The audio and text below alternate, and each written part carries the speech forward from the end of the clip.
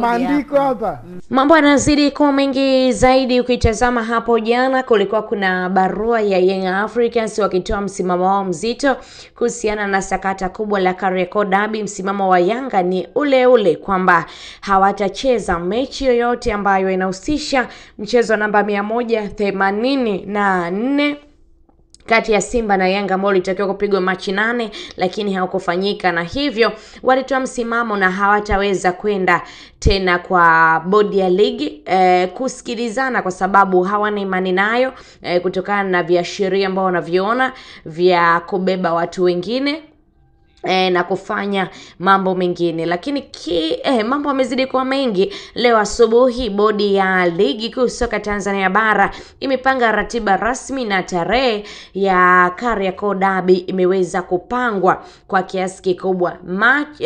Juni 15 ndio tarehe ambayo derby itapigwa. Itakuwa ni siku ya Jumapili mwezi wa 6 huo. Ligi ilitazamiwa kutamatika mwezi wa 5, lakini sasa hivi ligi itatamatika mwezi wa 6.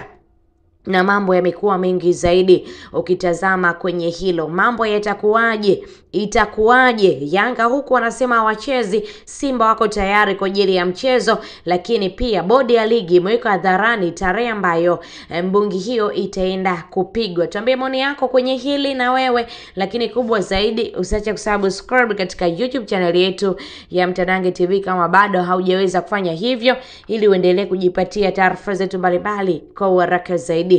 Asante ambaye tayari umekwisha kwa mwanafamilia bora wa Mtanange TV kwa kuweza kusubscribe katika YouTube channel yetu ya Mtanange TV.